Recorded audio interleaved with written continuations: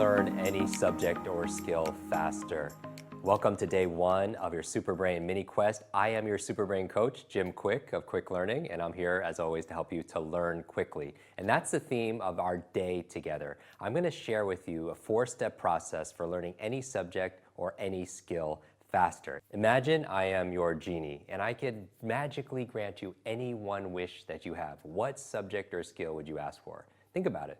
Would it be Mandarin? Would it be martial arts? Would it be marketing? Would it be music? What subject would you like to become a master at? So I want you to think about that. Also, when I say this, like, if you're a genie, I want to grant, please grant me a wish. What wish would you ask for? So obviously you want to ask for more wishes. It's kind of like learning to learn anything. If you want to learn any subject or skill faster, the number one thing, the equivalent of asking for more wishes, is learning how to learn. Because if you can learn how to learn, you can learn anything faster. And that's what we're going to cover right now. So let's get into it.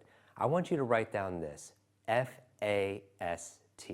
F-A-S-T. It's the key to learning faster. If there's any subject or skill to master in the 21st century, it's your ability to learn rapidly, to outthink, to outperform, to outlearn the competition. Because nowadays, the faster you can learn, the faster you could earn. So let's get to it. The F in FAST stands for forget. It stands for forget. And you're thinking, Jim, I thought you're the memory guy. Why do I start with forgetting? Well, here's the key. If you want to learn something brand new, one of the things that keeps you from learning faster is your belief that you already know something. Does that make sense? You want to begin what they call beginner's mind. You want to empty your mind so that your cup is empty so you can put new information in. Because the cliche is true. Your mind is like a parachute. It only works when it's what?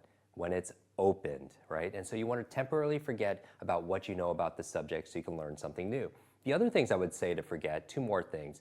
Number two is forget about situational things. What do I mean by that? A lot of people don't learn faster because their mind is thinking about other things. They're thinking about the kids, they're thinking about their job, they're thinking about their business and their clients. And if you're trying to learn something like you're doing now, but 25% of your thoughts are somewhere and 25% are somewhere, then only really leaves you 25% to be here, to be fully present. And you don't want to dilute your learning. So you want to be able to be here, fully focused. The third thing I would ask you to forget is this. Forget about your limitations. Forget about your limitations. When I go on stage, and you might have seen this on video, I'll memorize 50 or 100 people's names, or 50 words, or 50 numbers, or 100 numbers, forwards and backwards. And I always tell people, I don't do this to impress you. I do this to express to you what's really possible. Because the truth is, you could do it too. That's right.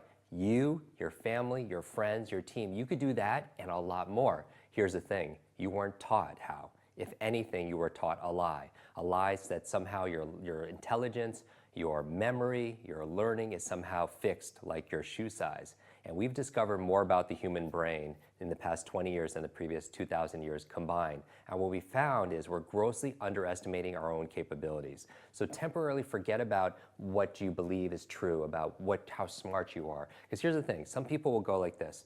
They'll say to themselves, oh, I'm not smart enough, I'm not good enough, I have a horrible memory, I forget things all the time. And here's the thing, I'm getting too old, right? All of these excuses and these limits. And if you fight for your limitations, you get to keep them. That's the thing. So what you want to do is refrain from the negative self-talk because your mind is always eavesdropping on your self-talk. So that's the F, is to forget. Forget about what you know about a subject, forget about situational things so you can be fully focused. And the third thing is forget about your limitations. Okay, the A in FAST stands for active. Active, what do I mean by that? 20th century education trained us to be passive, right? You sat in a room and you had to sit quietly by yourself and you couldn't talk to your neighbor and you just sat there consuming information. But here's the thing, the human brain doesn't learn based on consumption, it learns better through creation. Let me say that again. You don't learn just by being lectured to and consuming information. You learn by rolling up your sleeves and getting involved and actually co-creating that experience. So the A in FAST stands for active. How can you be more active in your learning? Because here's the thing, we live in an age of electric cars and spaceships that are going to Mars, but our vehicle of choice when it comes to learning is often a horse and buggy, and it has this very passive, slow stance. And so what I want to do is train you to be more active. So when you roll up your sleeves, what can you do? You could take notes, right? You could also what? You could ask lots of questions. You could put comments, in our mini quest also as well. There's all kinds of ways you get active in your learning. Because here's the thing, learning is not a spectator sport. Learning is not a spectator sport. The S in FAST stands for state. State. Now, when I say state, what do I mean by that? I mean a snapshot of your mood, of your mind and your body, how you feel. Because here's the key to long-term memory. Information combined with emotion becomes a long-term memory. Information combined with emotion becomes a long-term memory. And you know that, don't you? Is there a song or a fragrance or a food that could take you back to when you're a child? Of course, because that information was combined with emotion, and that's what drove it really deep into your long-term memory. So the challenge is, in our 20th century education, what was the primary emotion you felt back in school? For most people, they primarily felt two: boredom or they were confused. They were in school, they were bored because they were being lectured to.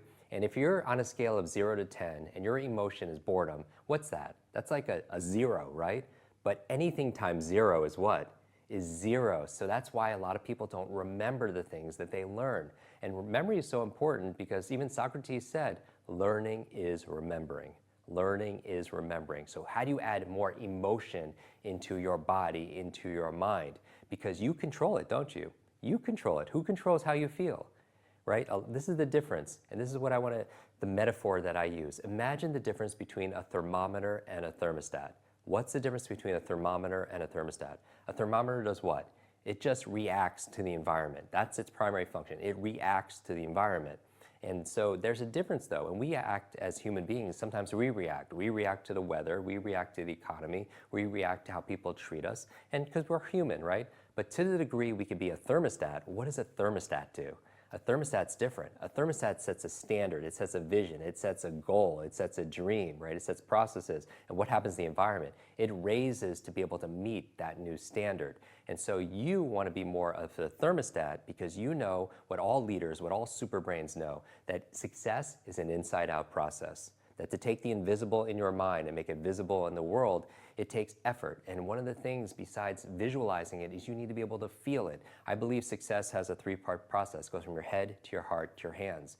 But add that heart, add the emotion. That's the fuel that gets you going. So that's the state. And again, you are in control of your state. So how do you change your state? It could be something simple like changing your thoughts, right? So we talked about negative beliefs and just putting the opposite, right? And so you can look in the mirror and you can say to yourself, I have a great memory, I have focus, I learn things easily and effortlessly. So you want to change that conversation. The other thing you can do to change your state and how you feel is by changing your body. I mean, right now, just take a deep breath. A lot of people, and just keep on doing that right now and just repeat that naturally and just be relaxed. A lot of people, they suffer from mental fatigue or brain fog. And one of the best ways of clearing that mental fog and fatigue is by breathing, because that changes the way you feel. Your brain is only 2% of your body mass on average, but it requires 20% of the nutrients. Make sure you feed your brain. And the most important thing is you feed it with oxygen. So that's your state. And finally, as you're going through this program and everything else beyond it, the T in FAST stands for teach.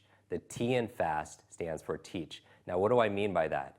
I mean, you learn it to teach it to somebody else. We learn faster any subject or skill if we have the intention of passing it forward, paying it forward, be able to learn it so we can share it with somebody else. So here's the thing. If I asked you to teach this tomorrow to your best friend, to your significant other, to one of your children, to somebody on your team, to one of your clients, will your focus be better?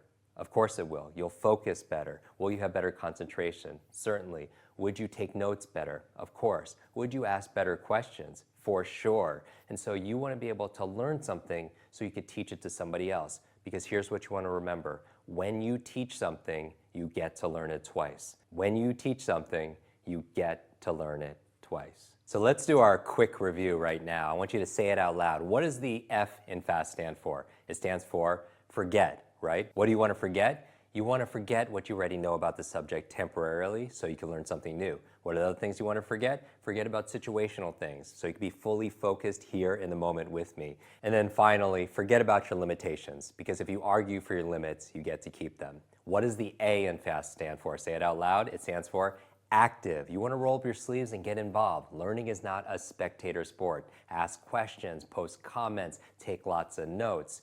The S stands for what? State, because all learning is state dependent. All learning is state dependent. Never go into learning something brand new in a bored state. You control your state. Remember that. And you could change it with your psychology or your physiology. You could change your thoughts. You could change your body. And finally, the T in FAST stands for what? Say it out loud. It stands for teach. Because when you learn with the intention of teaching to somebody else, you're going to learn it better. Because when you teach something, you get to learn it twice. Now, we are just getting started. I'm excited about this because tomorrow I'm going to reveal to you the 3 reasons why you forget something and the 3 things you could do to have a super memory. This is your Super Brain coach, Jim Quick. I can't wait to see you tomorrow.